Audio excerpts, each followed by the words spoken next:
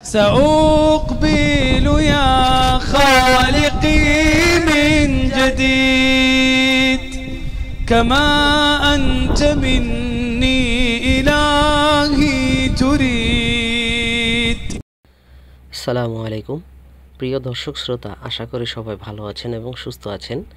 তো আপনারা টাইটেল এবং ডেসক্রিপশন দেখেই বুঝতে পেরেছেন আমরা এখন কোথায় যাব।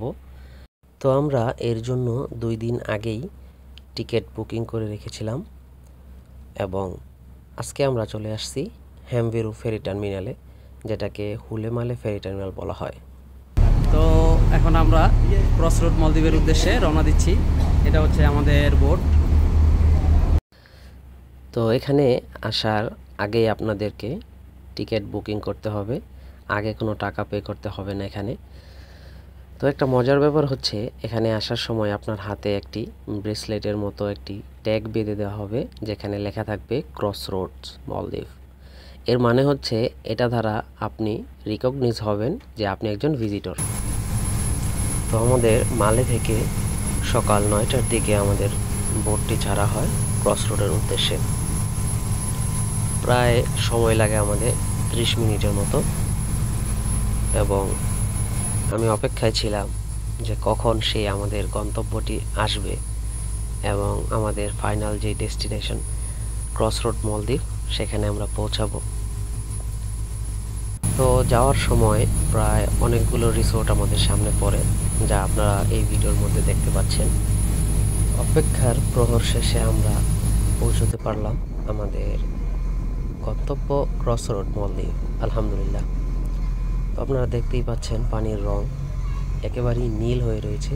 তা আপনারা চিন্তা করতে পারেন যে আসলে এটা কি এডিট করা নাকি। তো যারা মলদ্বীপে আসছেন তারা অবশ্যই জানেন যে মলদ্বীপের পানি কত স্বচ্ছ। তো আলহামদুলিল্লাহ আমরা এ জায়গায় এসে আল্লাহর শুকরিয়া আদায় করছি এবং আপনাদেরকে দেখাচ্ছি যে আসলে চারপাশটা কত সুন্দর এবং মনোরম পরিবেশে আছে। তো এখানে আসতে আমাদের 30 মিনিটের মতো সময় লাগছে এবং আমরা প্রথমে আসার পরে কিছু ছবি নেই এখানে, কারণ এখানে ভিড়ানো হয়েছে আমাদের সেই বোটটি। চলুন এবার আপনাদেরকে বলে দিই কিভাবে সহজেই মালদ্বীপের ক্রসরোডে আপনারা আসতে পারবেন। তো প্রথমে আপনাদেরকে বুকিং করে নিতে হবে আপনার যাওয়ার সময় এবং রিটার্ন আসার সময়।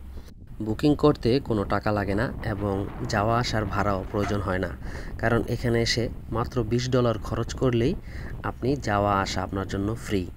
তো এভাবেই আপনি ক্রসরোড মলদ্বীপে চলে আসতে পারবেন এবং আসার সময় অবশ্যই আপনারা সাথে করে পানি নিয়ে আসবেন এবং অন্য কোনো ধরনের খাবার নিয়ে প্রবেশ করা এখানে নিষেধ।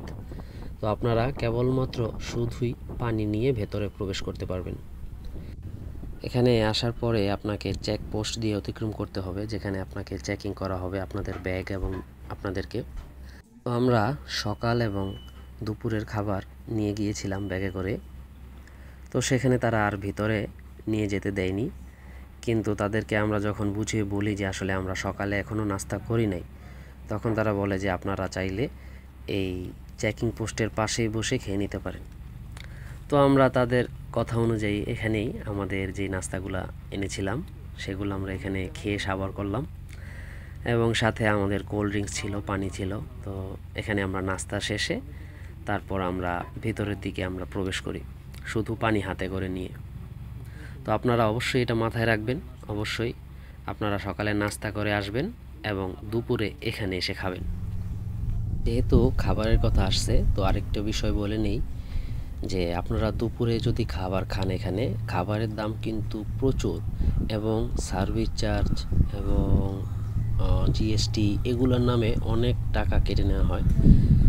যদি আপনারা এগুলো এড়াতে চান তাহলে অবশ্যই বিকালের দিকে আসতে পারেন, যেহেতু দুপুরে আপনারা বাসায় খাওয়া দাওয়া করার পর তারপরে বিকালের দিকে আপনারা এখানে আসলে হয়তো চা কফি এগুলো খেয়ে আপনারা $20 খরচ করতে পারেন, অন্যথায় আপনাদের $20 চাইতে বেশি খরচ হয়ে যাবে।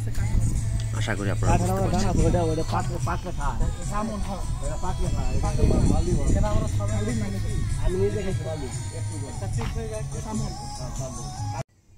তো এখানে আসলে আপনার কাছে মনে হবে আপনি হয়তো এসেছেন ইউরোপের কোনো একটি দেশে, যা আপনাকে সত্যিই মুগ্ধ করবে। এর যেই নির্মাণ কৌশলী বিল্ডিংগুলো, যেখানে প্রতিটাতেই রয়েছে দোকান, বিভিন্ন ধরনের কসমেটিক শপ, সুভিনির শপ এবং আরও অন্যান্য প্রয়োজনীয় দোকান এই বিল্ডিংগুলোর ভিতরে আছে। প্রথমে আপনার মনে হতে পারে জনমানব শূন্য একটি এলাকায় এটা, কিন্তু আসলে এটা রাতের দিকে মানুষ এখানে বের হয়, কারণ দিনের বেলা প্রচুর রোদ থাকে এখানে, যা আপনারা ভিডিওতে বুঝতে পারছেন কি পরিমাণ রৌদ্র আছে। এখন যেহেতু সময়টা প্রায় 10টা-11টার সময়, তো রোদ থাকাটা স্বাভাবিক। আমরা যেই জায়গাটাতে এখন আসছি, দেখেন একটা ব্রিজের উপরে, অনেক সময় আমরা ক্যালেন্ডারে বিভিন্ন সুন্দর জায়গাগুলো দেখি আর চিন্তা করি যে আসলে বাস্তবে কি এমন জায়গা আছে। তো এখানে এসে বুঝতে পারলাম আসলেই আছে বাস্তবে এরকম জায়গা।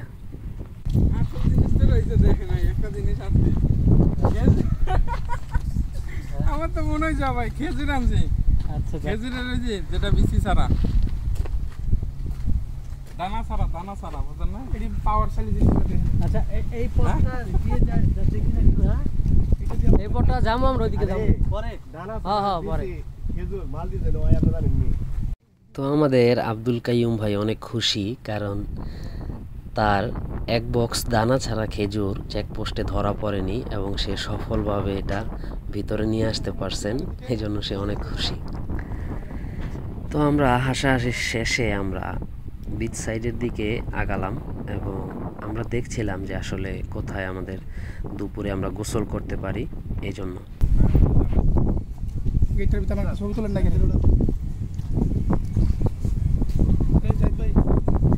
আমরা গোসলের জায়গা খোঁজার জন্য যখন এখানে আসি, তখন একটা সুইমিং পুল আমরা পাই এখানে, যেখানে গেস্টরা গোসল করে।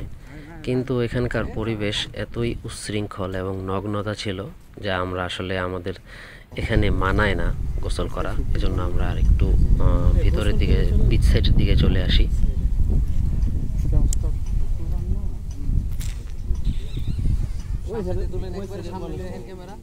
এই সাইডে তুলেন, ওই সাইডে তুলেন, পিছনে তুলেন, আবার তেরা করেন কি আপনি? মোবাইল সোজা করেন, আমরা কি ছাপরি লোক নেই? তো যখন আমরা গোসলের উদ্দেশ্যে ওই বিচ সাইডে যাই, তখন সেখানে দেখি একই অবস্থা। এজন্য আমরা অপোজিট সাইডে চলে আসি গোসলের উদ্দেশ্যে।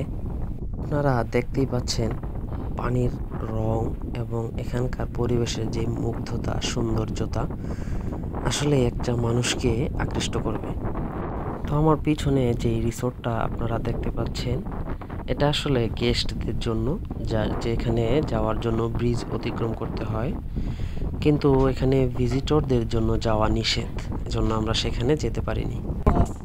This is the resort. Resort কি বলেছি? ক্রসরোড মলদ্বীপ। Yes. আমরা এই জায়গায় গোসল করব, গোসলটা দেখাও। Just wow.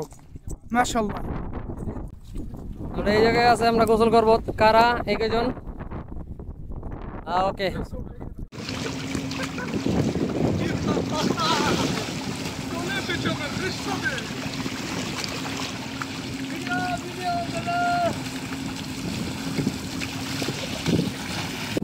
আলহামদুলিল্লাহ, আমরা ক্রসরোড মলদ্বীপের সি বিচ সাইডে আমরা মাত্র গোসল শেষ করলাম। যেহেতু দিনটি জুমাবার, তো এখন আমরা জুমার সালাতের জন্য মসজিদের দিকে যাব। তো আলহামদুলিল্লাহ, খুবই সুন্দর একটি জায়গা ক্রসরোড মলদ্বীপ। আপনারা যারা মালে আসেন, অবশ্যই ক্রসরোড মলদ্বীপটা ঘুরে আসতে পারেন। এই মসজিদটি হচ্ছে এই ক্রসরোড মলদ্বীপের একমাত্র মসজিদ, যেখানে সবাই একত্রিতভাবে এখানে সলাত আদায় করে। সলাত শেষে আমরা চলে আসি কাবাব অ্যান্ড কারি হোটেলটিতে, যেখানে আমরা আমাদের দুপুরের খাবার খাবো। তো এখানকার খাবারের দাম যে প্রচুর, সেটা আপনাদেরকে আগেই বলেছি। এক বোতল পানির দাম, যা 1 লিটারের চাইতেও কম, প্রায় $10 এবং জিএসটি হিসেবে কেটে নেওয়া হয়েছে $16। তো আপনারা চিন্তাই করতে পারেন কতটা ব্যয়বহুল।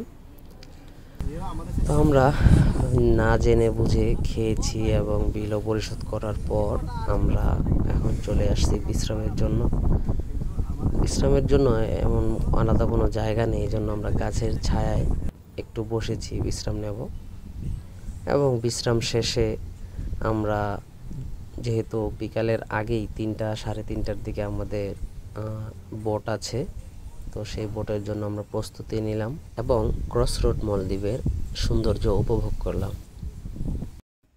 তো আলহামদুলিল্লাহ অনেক ঘোরাঘুরি শেষে আমরা এখন মালে ফেরার জন্য প্রস্তুতি নিয়েছি। তো আমরা এখনই চলে যাব, আমাদের জন্য ফেরি রেডি আছে, 10 মিনিটের মধ্যে আমাদের ফেরি ছেড়ে দিবে।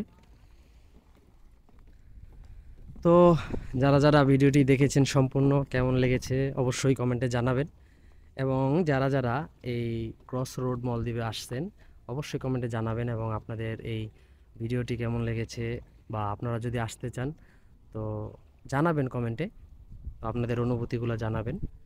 তো আজকে এই ভিডিওটি এই পর্যন্তই, দেখা হবে নেক্সট কোনো ভিডিওতে ইনশাআল্লাহ। ততক্ষণ পর্যন্ত সুস্থ থাকুন, ভালো থাকুন। আসসালামু আলাইকুম ওয়া রাহমাতুল্লাহি ওয়া বারাকাতুহু।